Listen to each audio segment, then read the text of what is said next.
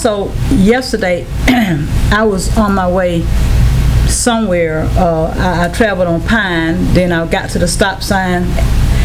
After I crossed the one-way on Madison, went to the other stop sign, which was, no, the first one was Peterson. Then I went to the second one, which would have been Madison. I turned left, and Pine Street is also in a terrible condition. Right. You know, I know that Mr. Lott has a private contractor that he's brought in to grade our streets to see which ones are the worst. But I like to say to this mayor commission that before we move forward with getting some streets done, we take another look at some of these streets, because some of them are really terrible. And there's another one I traveled on the other day, and it was just all buckled up. The asphalt was just gone, and you actually just kind of made a big dip when you drove across it.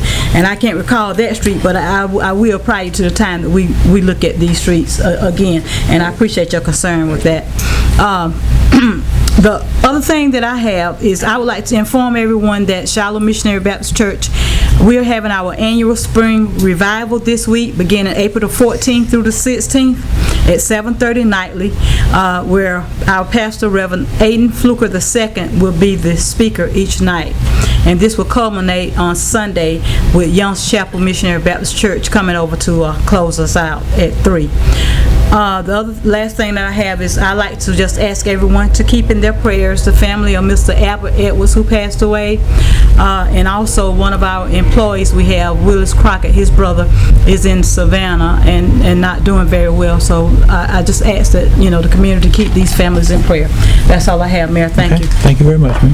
Mr. Anderson. I'd just like to ask the city manager, where are we at with the 311 center as far as putting somebody in there 24 hours a day?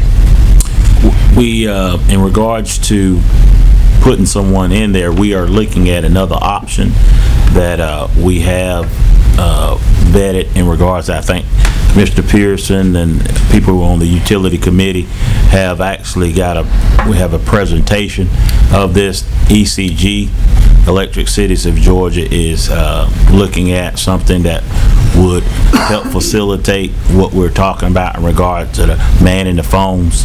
Would be a lot more cost savings than actually having to pay for personnel and benefits in regards to that. So we're waiting on some information to come back in regards to presenting that to y'all here shortly. It is a little bit more robust of an opportunity because technically it's around, I think it's around about $15,000 in regards to doing this, would have the same capacity as far as having a person here. Because keep in mind, Commissioner, you can't just hire just one person to man the phones thereafter. You would have to actually have multiple individuals to be here to cover, because those individuals who have full benefits and whatever wouldn't have the opportunity to be off on those days. So we think this might be a little bit more cost-effective option in regards to that. So, is this basically an answering machine? Well, it's a call center for utility companies, and some of the larger ones like Marietta Power uses it right now, and it actually picks up on a live person. It's kind of like a larger call center beyond what we have as far as a call center. So this is what we're looking at. I talked to John Friday. He said, they're waiting on, they're ready to go. He said, whenever we get ready to sign the contract, you want me to find out. He called me Friday and said they are ready. Okay. They have a list of questions they ask. Yeah. Where they can direct you at your house to go check certain things, and then if that don't work, then they dispatch somebody. Right. You call and tell them your lights out, they just won't pick up the phone and call you, call us. They will actually go through steps. Same thing with Mike. They got a checklist they go down and ask if it's a gas problem, and then they say no, it's in the house.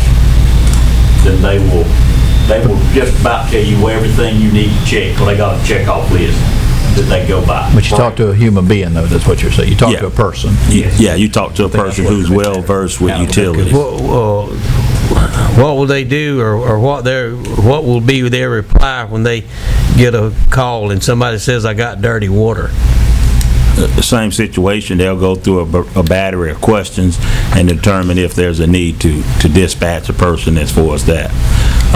And this system, as you can appreciate, the holidays, after hours, all that's covered in that prospective amount. And there's no, I mean, really and truly, from a personnel standpoint, that's a lot more cost effective than trying to demand something to cover, because not just us 24 hours, but you got to appreciate holidays and all those other aspects as well. And if we had a big storm come through during the day, they can actually switch over calls to them and let them answer them off of it. Right. And do they do this 24 hours a day? 24 hours. Well, if we do that, if we go with these people, what would be the reason for us to continue to man 311 during the daytime if this would be so much better? If you recall, when we presented this now almost 2 years ago, it was not only just for the call center 311, it was also to take the foot traffic in relationship to utility applications. As you recall, 2 years ago, people would have to come in and actually sign and fill out all the paperwork in front of the cash receipts or the accounts receivable. Now those individuals come into the call center or the customer care center.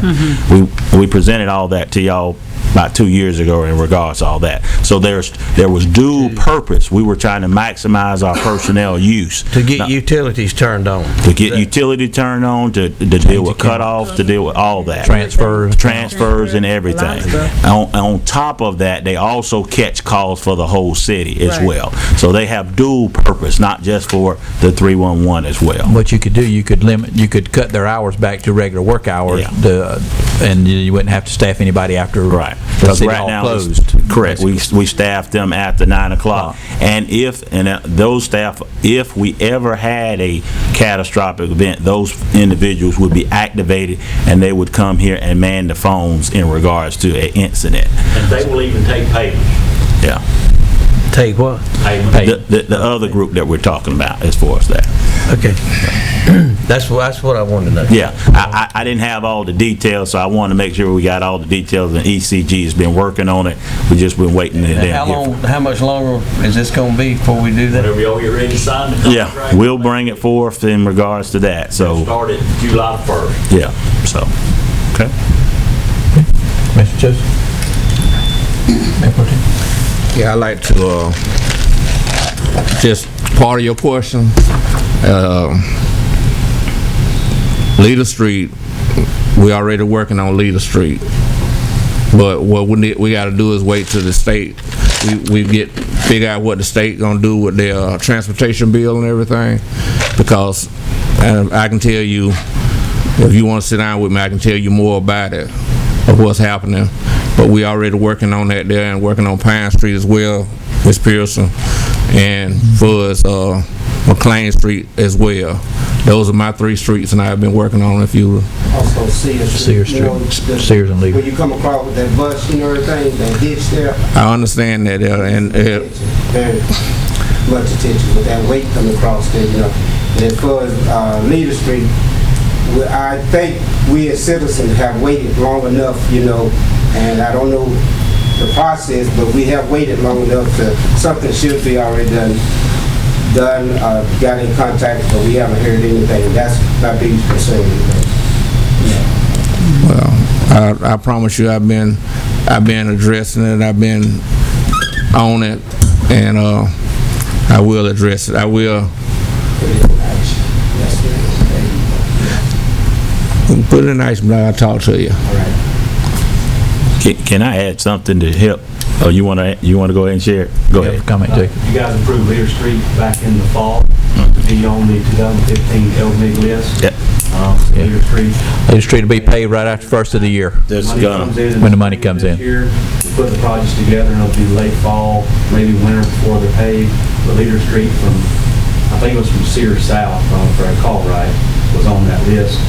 Sears is not on the paving list this year that I'm aware of. This is the first I've heard of some major problems. It's not the paving part of it, it's the repair part of that area, what I'm talking about with people going to church and also the school buses, they have a ditch there that runs there, and with the heavy equipment, the buses and the cars and things,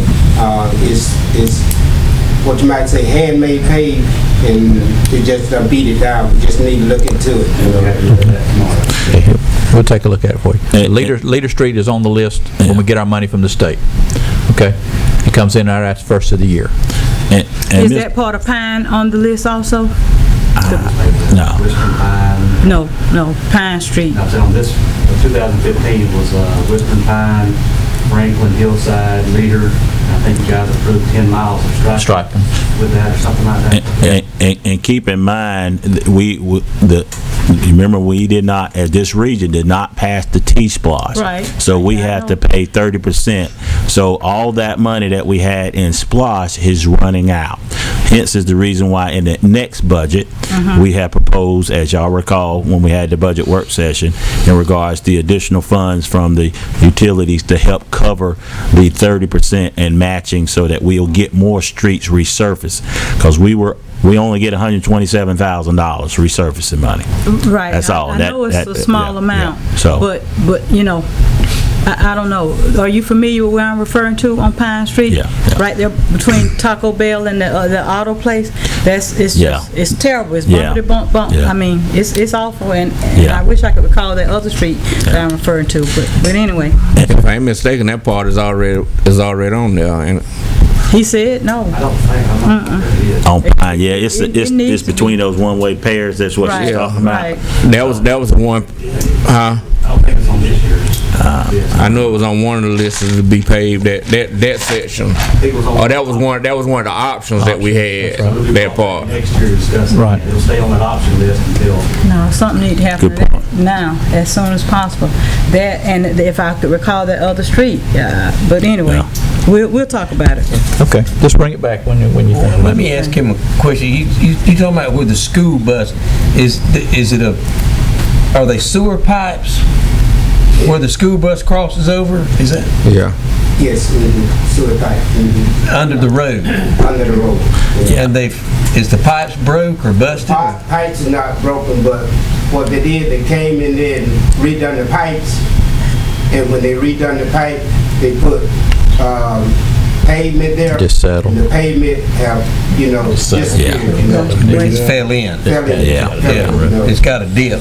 And what I'm saying is, the school buses going there every day, and with the church, they're traveling all. They have to Okay, get down. our city engineer, he'll take a look at it and see if we can fix it, get it fixed, and where it'll be at least smoother to ride on. So And, we'll see what we do. and Mr. Taylor did bring up a valid thing, and I'll go ahead and acknowledge that we do understand that the coal patch repair is not a permanent or even an intermediate fix, because he's right, when the rain comes and Right. when they hit with the traffic, it's just gonna bring it back out again. Yeah. In this budget, FY16 budget, we do have, he finally got it in, and we kept it in there this time, a hot box. He's been fighting to get it in there, how many years now? 2 or 3 years? Several. So, but as you can appreciate, a lot of things that we need, but sometimes just trying to get everything budgeted is very challenging. So it is in the budget for a hot box, which actually will give us a more intermediate repair as far as these potholes in these larger areas What's of a asphalt. hot box? Hot box, we can actually put hot asphalt down. We're currently, right now, we put cold asphalt down. And Let me ask if Jacob knows, do you ever see or hear anybody talk about the truck that they came out with some 10 or 15 years ago that fixed potholes? And do you know what I'm talking about? They've got a few around. They're usually one-man operation. Right. He can pull up, clean out the hole, put in some tar or asphalt, whatever you need to, he can pack it, leave. The only thing around here is they're really expensive. we demo You it. have to have, really a larger area unless we can find like a used one or something. Well, that's what I was gonna say. We need to look, because I remember, and Bob Moore remembers the day they brought one here. And the guy went over by Bobby's Treat Shop and behind Sims Funeral Home, and he patched 4 or 5 potholes. And I'm telling you, it's been 15 years, and those potholes are still just like they were the day he fixed Nice machine. Huh? But That's a Oh, really yeah. nice machine, but on a, And he fixed them he fixed 4 or 5 holes within 15, 20 minutes. And right after he fixed them, people run over them with their cars, run through them, and it ain't dented them. It ain't, I mean, in my opinion, we should have bought one. And we need to look and see if we could find one, a good used one,